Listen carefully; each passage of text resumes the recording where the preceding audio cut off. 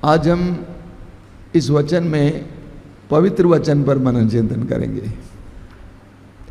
इसको हम क्या कहते हैं? पवित्र बाइबल।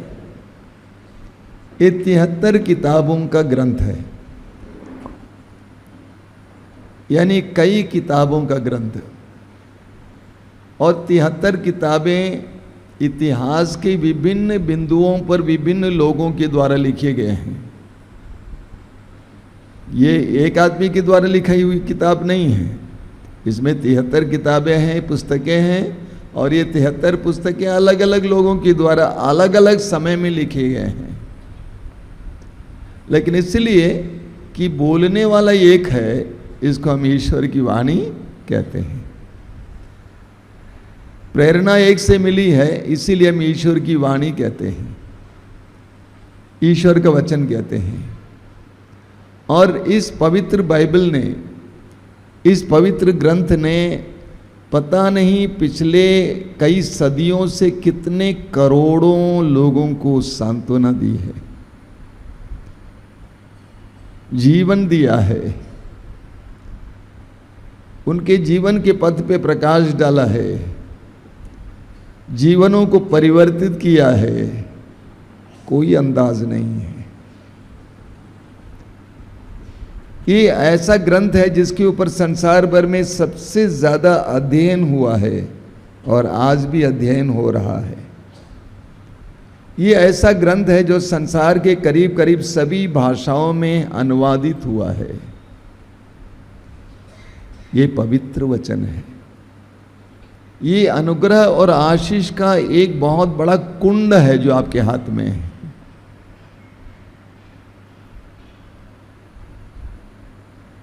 यह एक महान निधि है। इतना ही नहीं है, यह आपको बनाने वाले, संसार को संचालित करने वाले ईश्वर की ओर से आपके लिए एक प्रेम पत्र है। जिस तरह आप अपने मृत पापा के पत्र को बार बार पढ़ते हैं, या कोई ऐसा व्यक्ति हो जिसका पत्र आपके पास रखा हुआ है, आप उठा के बार बार पढ़ते हैं, हर बार जब आप पढ़ते हैं आपके दिल में भावुकताएं आती हैं, आप पुलकित हो जाते हैं या रोने लगते हैं, आपकी याद ताज़ा हो जाती है और आप उनके प्रति जो प्रेम है उसको महसूस करते हैं। उसी तरह यह ईश्वर का प्रेम पत्र है। विधि विवरण ग्रंथ अध्याय 32 वाक्य 47 में प्रभु कहते हैं, ये तुम्हारे लिए निरे शब्द नहीं है, बल्कि इस पर तुम्हारा जीवन निर्भर है। इसका अन्य अनुवाद दूसरा कुछ और है। गुड न्यूज बाइबल में इसका अनुवाद है, these are not empty words but these are your very life. यानी ये खोखले शब्द नहीं है, बल्कि ये तुम्हारा जीवन है। एक खोखले शब्द नहीं है, ये तुम्हारा जीवन है। ये लोगों को जीवन प्रदान करता है। एजेकियल नबी के ग्रंथ के अध्याय 37 में प्रभु ने एजेकियल को एक सुंदर दृश्य दिखाया। एक ऐसी घाटी जहां पर सूखी हड्डियां पड़ी हुई थी। एजेकियल से प्रभु ने पूछा, क्या इन सूखी हड्डियों में जान आ सकती है? एजेकियल ने कहा कि प्रभु आप जानते हैं। प्रभु ने कहा, इन सूखी हड्डियों से भविष्यवाणी करो। क्या भविष्यवाणी करो? प्रभु की वाणी सुनो। और जैसे जैसे प्रभु कहते गए उसी तरह एजेकियल बोलता गया, और वे सूखी हड्डियां बाद में एक विशाल जन समूह सा बन गया। ये जीवन देता है।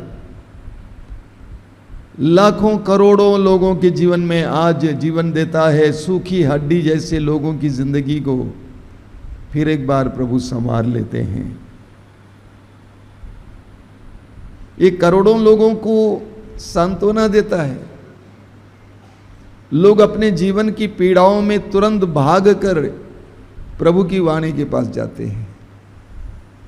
प्रभु की वाणी को सुनते हैं, उनको सांत्वना मिलती है। प्रभु उनको सांत्वना देते हैं अपने पवित्र वाणी के द्वारा। ये करोड़ों लोगों को चंगाई देता है। बाइबल में बार बार आप पढ़ेंगे, स्तोत्र 107 उसके वाक्य 20 में आप पढ़ेंगे कि प्रभु ने उनको वाणी भेजकर चंगा किया।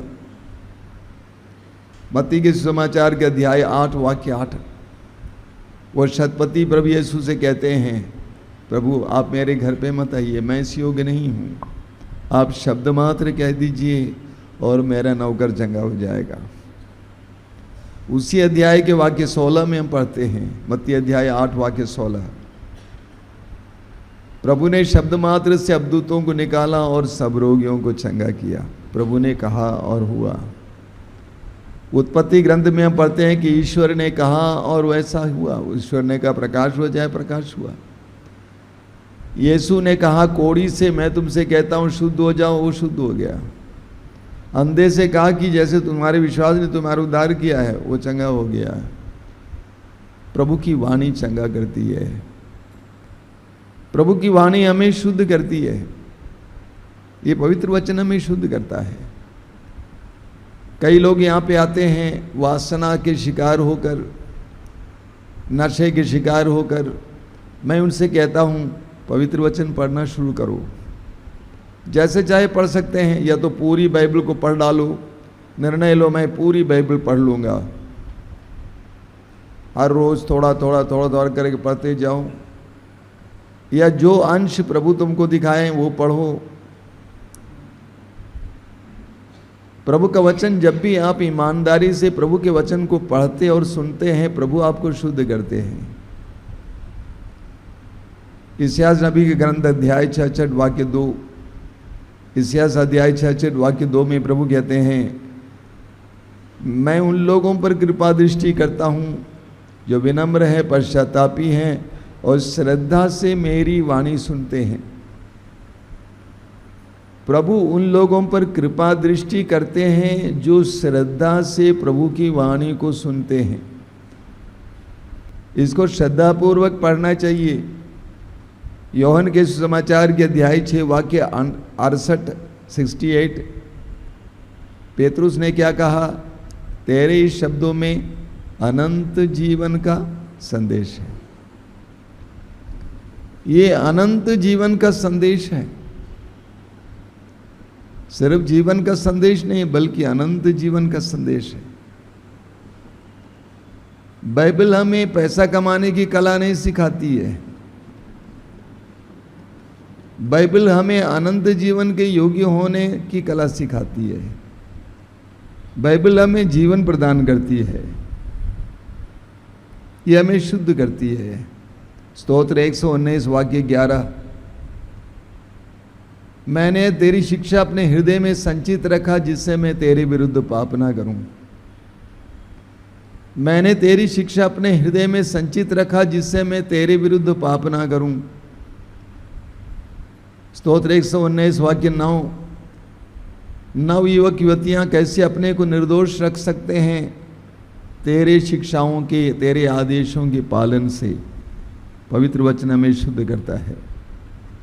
यौन का सुसमाचार अध्याय 15 वाक्य 3, प्रभु यीशु कहते हैं जो शिक्षा मैंने तुम्हें दी है उसके द्वारा तुम शुद्ध हो गए हो। तो पवित्र वचन हमें शुद्ध करता है। जब हम पवित्र वचन पढ़ते हैं श्रद्धापूर्वक, हमारे जीवन में कुछ हो जाता है। हम धीरे धीरे शुद्ध होते जाते हैं। लेकिन मैं फिर कहता हूँ श्रद्धापूर्वक। हमें से कई पुरोहित हैं, हम लोग सेमिनरी में बाइबल पढ़ते थे, उस समय श्रद्धापूर्वक नहीं पढ़ते थे। वो एक मटेरियल की तरह, ऑब्जेक्ट उसकी तरह पढ़ते थे, इसीलिए उससे कोई खास लाभ भी शायद नहीं हुआ होगा आपको। लेकिन जब श्रद्धापूर्वक का पवित्र वचन का अध्ययन करते हैं, वो अध्ययन आपके जीवन को परिवर्तित कर देता है। साथ ही साथ हम इस आत्माभिषेक साधना में हैं। मैं आपको ये बताना चाहता हूं कि पवित्र वचन के द्वारा कैसे आपको अभिषेक मिलता है। पवित्र वचन के द्वारा कैसे आपको अभिषेक मिलता है। मैं एक व्यक्ति का उदाहरण लाता हूं। चलो मैं उनका नाम लेता हूं। एक भाई जी हैं जिनका नाम है भाई थॉमस पॉल। विश्व प्रसिद्ध सुसमाचार के वक्ता है। कोरबा में काम करते थे, इंजीनियर थे। लेकिन जब पोटा के फादर लोग उत्तर भारत में आते थे, उनके साथ मध्यस्थ प्रार्थना के लिए बैठते थे। उन्होंने कहा कि एक बार जब वो ट्रेन में सफ़र कर रहे थे, उस ज़माने में सीडी ये सब चीज़ें नहीं थी, मोबाइल ये सब नहीं था, उस समय कैसेट्स होते थे। तो एक प्रवचन का कैसेट लगाकर रात को सोते समय अपने कान में हेडफोन लगाकर वो सुन रहे थे। वचन को सुनते सुनते आधी रात में उनको पवित्र आत्मा का अभिषेक मिल गया। He was filled with the Holy Spirit. पवित्र आत्मा का अभिषेक मिल गया। पवित्र आत्मा ने उनको झकझोर दिया, उनको अपने अधिकार में कर लिया। इंजीनियरिंग का काम छोड़ दिए, बहुत अच्छे थे, अच्छी नौकरी थी, छोड़ दिए, सुसमाचार का प्रचार करना शुरू किए।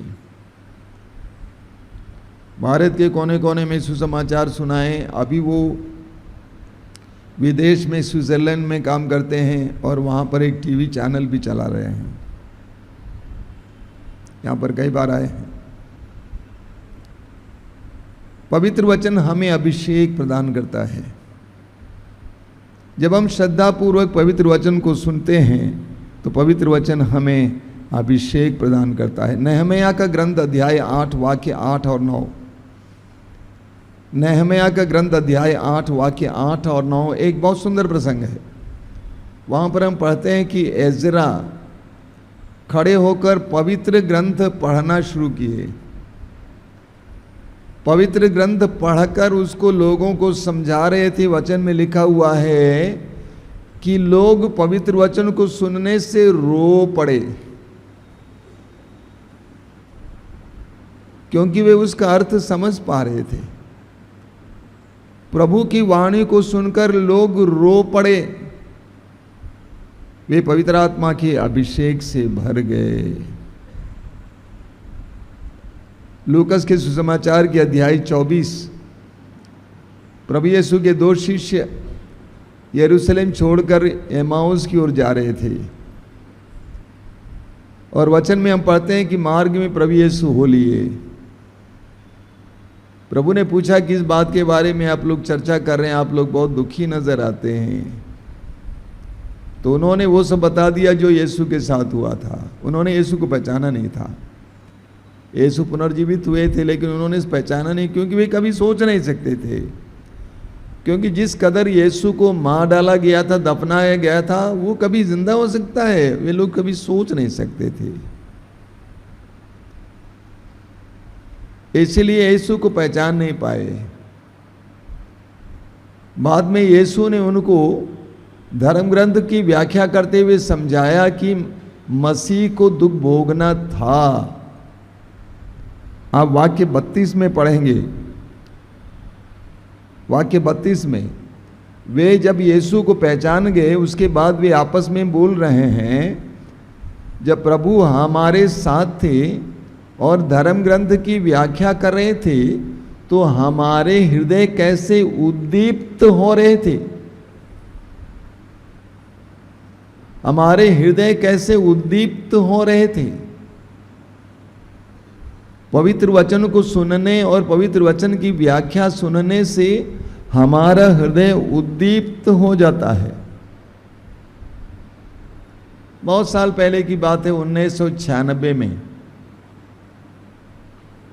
आश्रम की टीम सुसमाचार सुनाने के लिए मध्य प्रदेश के थांडला गए हुए थे और थांडला में पहला कन्वेंशन था। बहुत बड़ा कन्वेंशन था, काफ़ी लोग आए थे, हजारों की संख्या में। उस समय थांडला उदयपुर धर्मप्रांत में था, अभी झाबुआ धर्मप्रांत में है।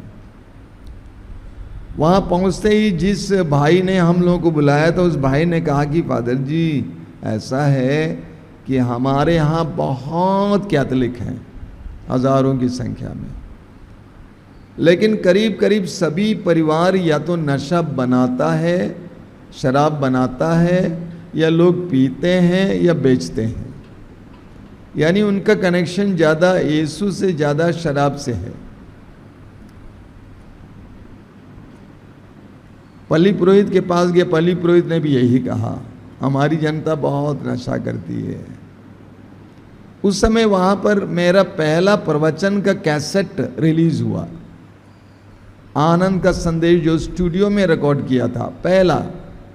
उस ज़माने में बाकी चीज़ें नहीं होती थी, कैसेट में सब कुछ होता था। और शायद पहला कैथोलिक कैसेट था जिसमें जो है इस तरह प्रवचन सुनाया गया था। और वहाँ पर सैकड़ों की संख्या में वितरित हुआ कैसेट।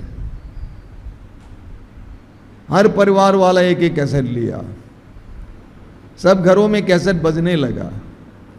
2 साल के बाद फिर कन्वेंशन के लिए गया तो वहाँ पे लोगों ने कहा कि चमत्कार हो गया स्वामी जी। मैंने पूछा क्या बात है? 75% लोगों ने नशा छोड़ दिया है। तालियां बजाइए, प्रभु को धन्यवाद दीजिए।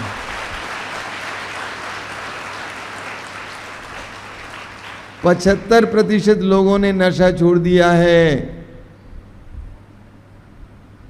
पवित्र वचन का करामत देखिए। मैं आपके सामने बहुत सारे उदाहरण रख सकता हूं जो जहां लोग वचन सुनने के बाद बदल गए हैं।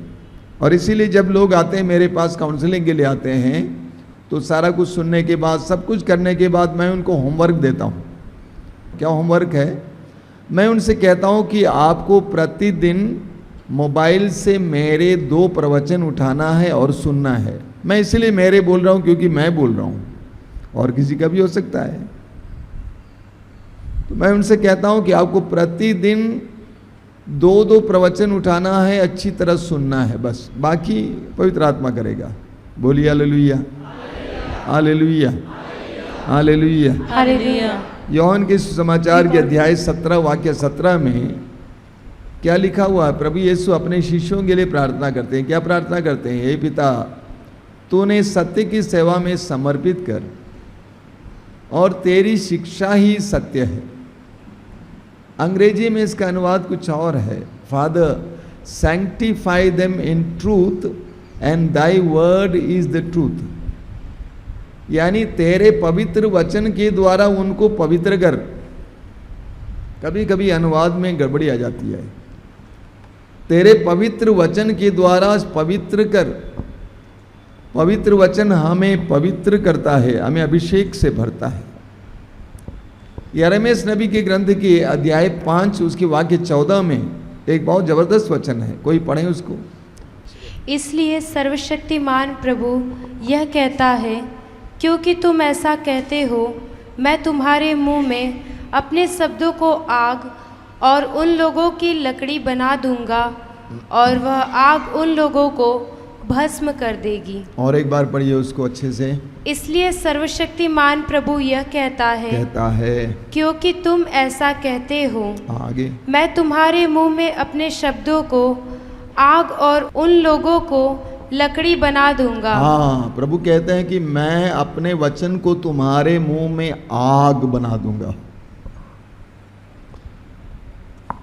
जब एक अभिषिक्त व्यक्ति वचन सुनाता है, उसका एक एक वचन आग है। प्रभु कहते हैं कि मैं तुम्हारे मुंह में अपने वचन को आग बना दूंगा और लोगों को लकड़ी बना दूंगा। आगे क्या लिखा हुआ है? उन लोगों को भस्म कर देगी। हाँ, आग उन लोगों को भस्म कर देगी। प्रभु कहते हैं पवित्र वचन आग बना दूंगा तुम्हारे मुंह में और वो आग लोगों को भस्म कर देगी। वो वचन लोगों को भस्म कर देगा, लोगों को नया बना देगा।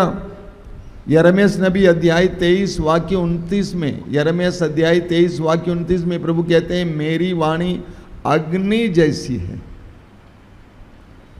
मेरी वाणी अग्नि जैसी है, वो हथौड़े की तरह है जो चट्टानों को चूर चूर कर देता है। और यही प्रभु आज करते हैं। प्रभु की वाणी अग्नि जैसी है।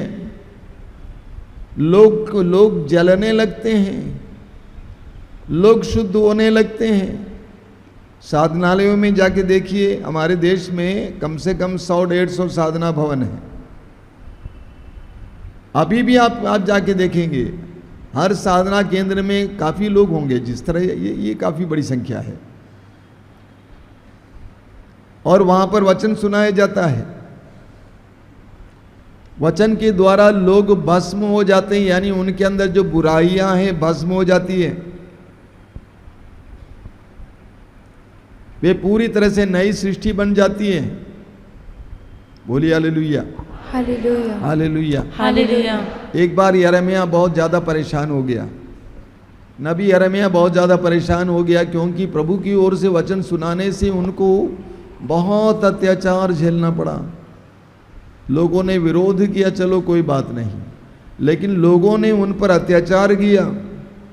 इसीलिए यिर्मयाह ने सोचा कि मैं अभी प्रभु की वाणी नहीं सुनाऊंगा। लेकिन प्रभु की वाणी क्या हो गई, पढ़िए उसको। यिर्मयाह अध्याय 20 उसके वाक्य 9 को पढ़िए।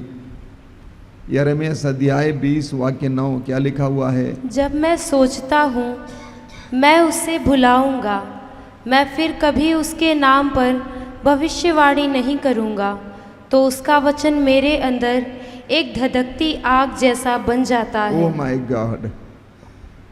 यिर्मयाह कहता है कि मैंने सोचा कि मैं वचन सुनाऊंगा नहीं प्रभु की ओर से, ये सब बंद कर दूंगा, मेरा विरोध हो रहा है, ये लोग मुझे मार डालने में तुले हुए हैं, इसीलिए मैं छोड़ दूंगा। लेकिन यिर्मयाह कहता है उस समय तेरी वाणी मेरे अंदर धधकती आग जैसे बन जाती है, मैं क्या करूं? तेरी वाणी मेरे अंदर धधकती आग जैसे बन जाती है। तो प्रभु की वाणी आग की तरह है, वो हमें अभिषेक देता है।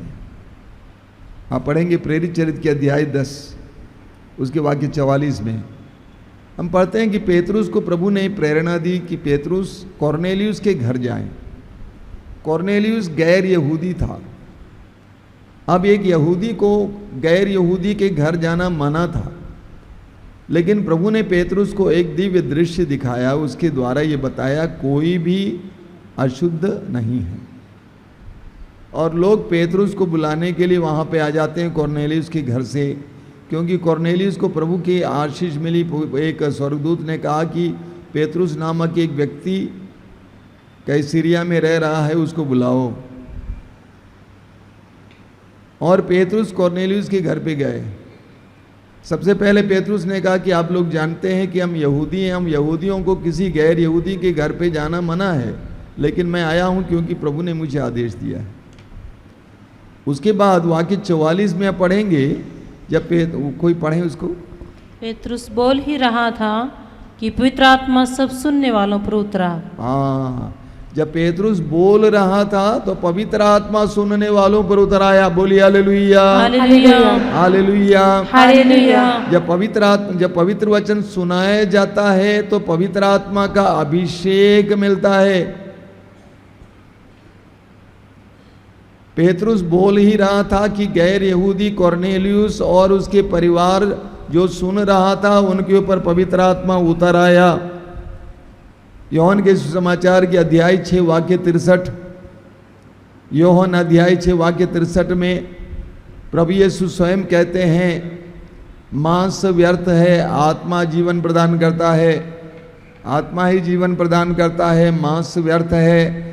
जो शिक्षा मैंने तुम्हें दी है वो आत्मा और जीवन है। प्रभु कहते हैं जो शिक्षा मैंने तुम्हें दी है वो आत्मा और जीवन है। पवित्र वचन प्रभु की शिक्षा आत्मा और जीवन है। मैं कई वर्षों से वचन सुना रहा हूं। 25 साल की उम्र से मैंने कहा कि करिश्माई आंदोलन से मैं जुड़ गया एज ए यूथ। उस समय से मैं वचन सुनाता हूं, लेकिन करीब 25-30 साल पहले मैं अपनी बातों को समझाने के लिए पवित्र वचन का इस्तेमाल करता था। मेरा एक आइडिया है, ये आइडिया बताने के लिए, उसको सपोर्ट करने के लिए पवित्र वचन मैं देता था। तो ये मेरे लिए एक प्रेरणा की किताब थी, प्रेरणा का ग्रंथ था। लेकिन आज ये मेरे लिए प्रेरणा का ग्रंथ नहीं है, बल्कि मेरा जीवन है। ये मेरा जीवन इसलिए है क्योंकि इसके द्वारा मुझे जीवन मिला है। यही एकमात्र कारण है जिसके लिए मैं जी रहा हूं। और मैंने कहा मरने तक बोलूंगा, वचन सुनाऊंगा। जब कोरोना काल आया और लॉकडाउन हुआ, गेट बंद हो गया, मैं तो यहां पे आके खड़ा होकर रोता था। मैंने कहा मैं पागल हो जाऊंगा, क्योंकि मेरे साल भर का प्रोग्राम फिक्स होता है और प्रिंट करके सबको वितरित किया जाता है। एक एक सप्ताह का प्रोग्राम पूरा प्रिंट होता था। मैंने कहा मैं क्या करूंगा, गांव नहीं जा सकता, लोग नहीं आएंगे, कोई प्रोग्राम नहीं होगा, कोई प्रोग्राम के लिए बाहर नहीं जा सकता, मैं क्या करूं। जिस तरह एक दूध पिलाने वाली माँ अगर बच्चे को दूध ना पिलाएं उसको क्या पीड़ा होती होगी, उसी तरह मैंने कहा मैं ऐसे जी नहीं सकता, मैं पगला गया था। कई मेरे मित्रों ने फोन करके पूछा कि आप कैसे हैं, ठीक है ना। तब मुझे अचानक, यहाँ पे एक भाई रहते थे, काफी लोग यहाँ पे फंसे हुए थे लॉकडाउन के कारण, करीब 50 लोग फंसे हुए थे। एक भाई प्रार्थना के लिए आए थे केरला से, वो भी फंस गए थे। वो प्रार्थना के लिए मेरे बगल वाले चैपल में आया था। मैंने पूछा कि जॉन कब उठते हैं सुबह? 5:30 बजे फादर। 4:30 बजे प्रार्थना के लिए आ सकते हो? कोशिश करूंगा फादर। अगले दिन प्रार्थना के लिए आए 4:30 बजे। हम लोग प्रार्थना में बैठे हुए थे, मैं आंसू में था। मैंने कहा प्रभु ये हो नहीं सकता, इट्स नॉट पॉसिबल, मुझसे नहीं होता, क्योंकि 25-26 साल से इसी तरह चल रहा हूं, ये तो असंभव सी बात है। प्रभु ने बता दिया एम्बुलेंस भेजो और कैमरामैन, एडिटर और ऑडियो रिकॉर्डिस्ट को बुलाओ, उनको बोलो 2-3 महीना तुम लोगों को यहाँ रुकना है, कपड़ा लता लेके आओ। एम्बुलेंस तो चल सकता था, एम्बुलेंस भेजे, तीनों को बुलवाया। अगले दिन से छोटा प्रोग्राम शुरू किए। कोरोना काल में वीडियो ऑडियो क्या नाम है, ऑनलाइन प्रोग्राम शुरू किए। हजारों लोगों को जीवन मिला। मिला कि नहीं मिला है? मिला। हजारों लोग। रात को 9 बजे से 10 बजे तक हम लोग रो रो कर प्रार्थना करते थे। आई एम टेलिंग यू, सच बोल रहा हूं। हम लोग 10-12 लोग होते थे प्रार्थना में, लेकिन सभी आंसुओं में प्रार्थना करते थे, क्योंकि वीडियो हम देखते थे सोशल मीडिया में कि लोग कैसे मर रहे हैं, कैसे उनको जलाने के लिए जगह नहीं, दफनाने के लिए जगह नहीं है। एक एक व्यक्ति के दर्द पीड़ा को लेते हुए हम लोग प्रार्थना करना शुरू किए। जरा सोचिए, स्मशान घाट पर लाश जल रहे हैं और बीच बीच में लोग जाकर जला रहे हैं, वे बेचारे क्या महसूस करते होंगे। आखिर इंसान की लाश की बदबू कितनी खतरनाक होती है, वे कैसे खाते होंगे, कैसे नर्सेस अपने घर जाके खाते होंगे। ये सब सोच सोच के हम लोग प्रार्थना चलाते थे। कितनी संख्या में लोग हमारे साथ जुड़ गए थे, आप सभी जुड़े थे, मैं जानता हूं। तो पवित्र वचन इस तरह हमारे जीवन में कार्य करता है। बोलिए hallelujah, hallelujah, hallelujah, hallelujah, hallelujah, hallelujah, hallelujah, hallelujah. इब्रानियों के पत्र के अध्याय 4 वाक्य 12 हम बार बार सुनते हैं। क्या लिखा हुआ वहां पे? पौलुस कहते हैं कि ईश्वर का वचन जीवंत है, जीवित है, जिंदा है। ये हमारी संसार की मजबूरी है कि छपा हुआ है, लेकिन ये जीवित है, ये जिंदा है और सशक्त है। वास्तव में अंग्रेजी में इसका अनुवाद है एक्टिव। एक्टिव का मतलब सशक्त नहीं है, क्रियाशील। प्रभु का वचन क्रियाशील है, जो जहां भी गिरता है क्रियाशील होता है, काम करता है। एक गिलास पानी में आप डिस्प्रिन डाल के देखिए, क्या करता है वो? क्रियाशील हो जाता है। उसी तरह पवित्र वचन क्रियाशील है। पवित्र वचन जिस व्यक्ति के अंदर प्रवेश करता है वो क्रियाशील होता है। पेतरुस का पहला पत्र अध्याय 1:23 में पेतरुस कहते हैं कि हम लोगों को ये जो नया जन्म मिला है ये पवित्र वचन के द्वारा मिला है। पेतरुस का पहला पत्र अध्याय 1:23 आप देखेंगे आने वाले शनिवार को, परसों हजारों की संख्या में लोग यहाँ पे आएंगे, ये पूरा भर जाएगा, आप देखेंगे। प्रार्थना कीजिएगा कि पानी ना हो। हजारों की संख्या में लोग आश्रम आते हैं क्रिसमस मनाने के लिए, दुख भोग के लिए, पास्का जागरण के लिए। पूरा तंबू लग जाता है, पूरा पूरा पूरा पूरा पूरा पूरा पूरा। क्या होता है यहाँ पे? क्या दिया जाता है? सिर्फ पवित्र वचन दिया जाता है और कुछ नहीं दिया जाता है। पैसा नहीं दिया जाता है, हॉस्टल में एंट्री नहीं दी जाती है, एजुकेशन नहीं दिया जाता है, दवा नहीं दी जाती है। पवित्र वचन सुनाया जाता है।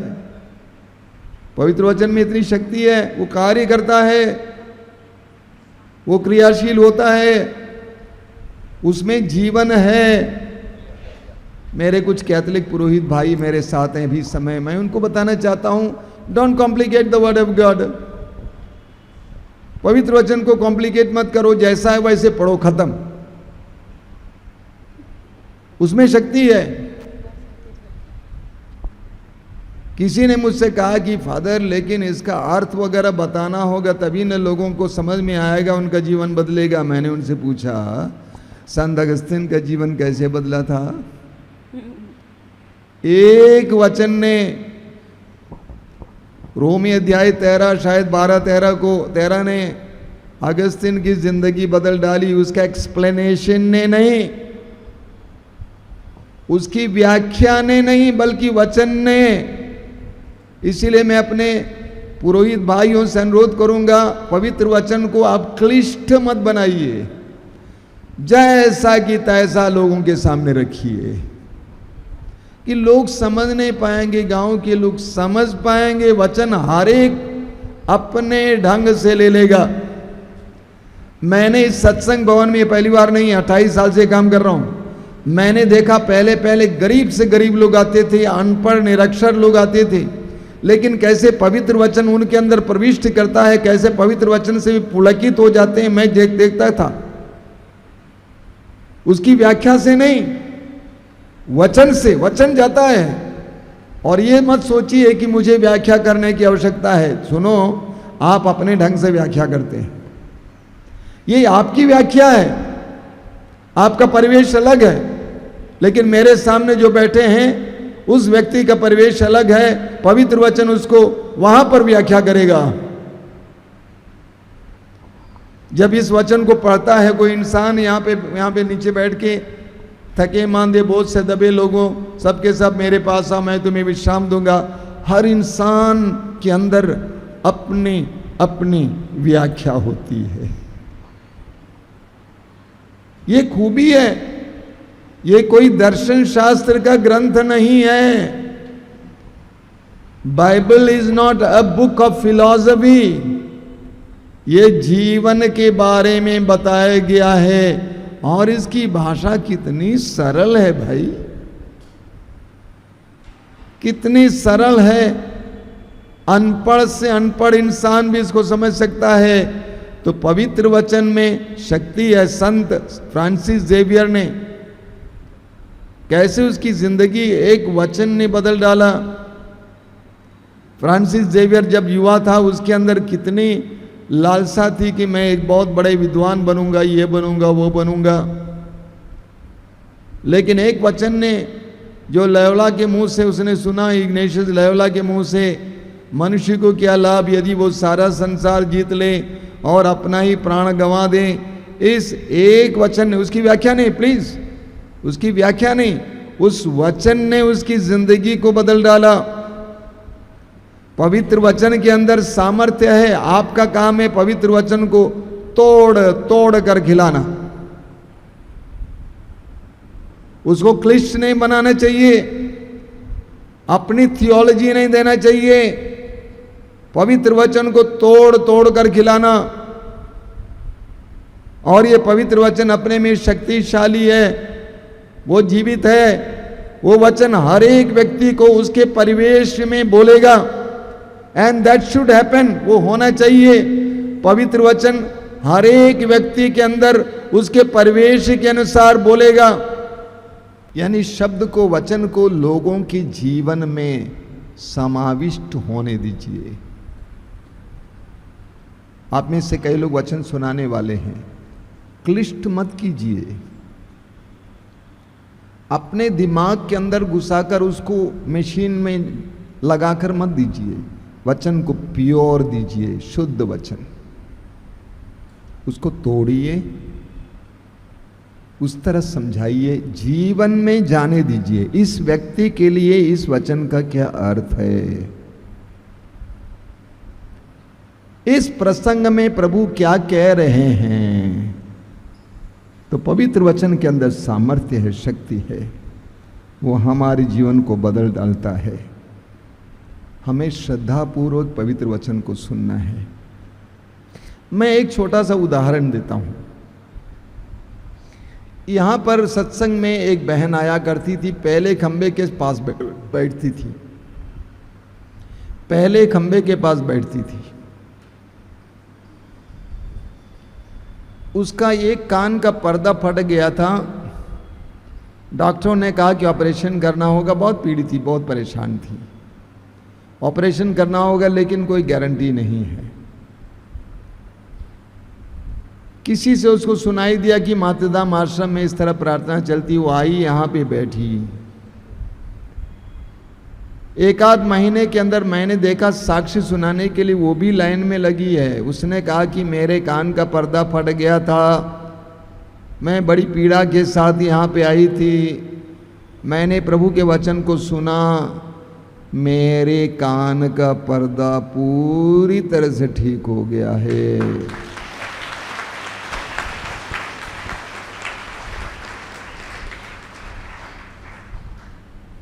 पवित्र वचन को पढ़िए, श्रद्धापूर्वक सुनिए। आपको लोगों की आवश्यकता नहीं है। पता नहीं क्यों लोग इधर उधर भटकते रहते हैं। वचन आपके पास है, वो खजाना है। श्रद्धापूर्वक पवित्र वचन को पढ़िए। कुछ साल पहले मैं अचानक अपने एक मित्र से मिला। 40 साल बाद मिला था। हम लोग एक साथ क्लास 7 तक पढ़े थे। मैंने उसको पहचान लिया, तू ये है ना? उसने कहा तू वो है ना? पहचान लिए। उसने कहा मेरे घर आ जाना। मैं उसके घर गया। उसके घर पे उसकी पत्नी मर चुकी थी, 2 बच्चे थे, वो विदेश में काम कर रहे थे। बहुत अच्छा खासा घर है, फर्स्ट क्लास घर, और उसकी सिर्फ माँ थी। उसने कहा देखो घर पे सिर्फ माँ है, मैं तुमको मिला देता हूँ। मैंने देखा कि वो माताजी अपने कमरे में बैठी हुई थी। बहुत अच्छा कमरा है, टेबल है, कुर्सी है, कुर्सी पे बैठी थी, टेबल लैंप है, और वो एक मोटी किताब पढ़ रही थी। मैंने दूर से कहा जयसु, तो उसने मुड़कर कहा जयसु आप कैसे हैं? नाक पर चश्मा था। बुढ़ापे में क्या होता आप जानते हैं। जयसु आप कैसे हैं? मैं उस दृश्य को भूल नहीं पाता हूं। आप कैसे हैं? उसके बाद उन्होंने कहा मैं प्रभु की वाणी पढ़ रही थी। उस वृद्धावस्था में वो नारी प्रभु की वाणी से कितने आसक्त थी, उठी तक नहीं। आप कैसे हैं? मैं प्रभु की वाणी पढ़ रही थी। मेरी माँ जब तक वो पढ़ पाती थी, चल फिर पाती थी, तब तक वो बोलती थी बेटा जब से प्रभु ने मुझे अपनी आँखों की रोशनी वापस दिलाई, क्योंकि ब्लड शुगर से उसकी रोशनी खत्म हो गई थी, जब से प्रभु ने मुझे अपनी आँख की रोशनी वापस दी, उस समय से जब तक 5 अध्याय नहीं पढ़ती हूँ नींद नहीं आती है। उस वृद्धावस्था में भी वो प्रभु के प्रति, प्रभु के वचन के प्रति कितनी आसक्त है। अगर आपको इस दुनिया में किसी चीज से प्यार करना है, मैं कहता हूं प्रभु के वचन से प्यार कीजिए। ये धोखा नहीं देगा, बाकी सभी धोखा देंगे। आपके भाई बहन भी धोखा दे सकते हैं, लेकिन ये धोखा नहीं देगा। पवित्र वचन खजाना है, आशीष पाइए। श्रद्धा पूर्वक पढ़ना, श्रद्धा पूर्वक पढ़ना और आशीष पाना, आशीष पाना। आइए हम प्रार्थना करें।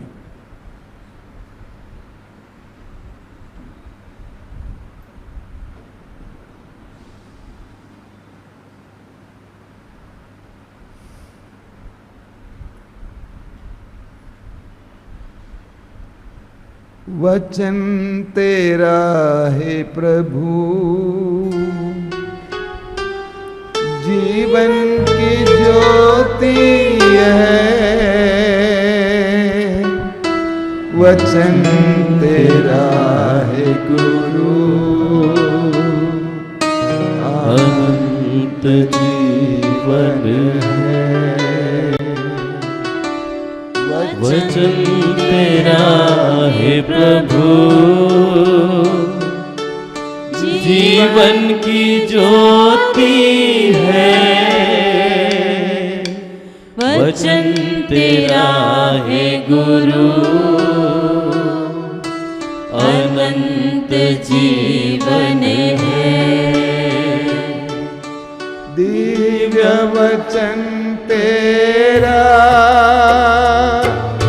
भक्ति से सुन लूंगा, मधुर वचन तेरा दिल से मैं मानूंगा। दिव्य वचन तेरा भक्ति से सुन लूंगा, मधुर वचन तेरा दिल से मैं मानूंगा। भूख मिटाता है अमर वचन तेरा, प्यास बुझाता है वचन तेरा। भूख मिटाता है अमर वचन तेरा, प्यास बुझाता है मीठा वचन तेरा। दिव्य वचन तेरा भक्ति से सुन लूंगा, मधुर वचन तेरा दिल से मैं मानूंगा। दिव्य वचन तेरा भक्ति से सुन लो,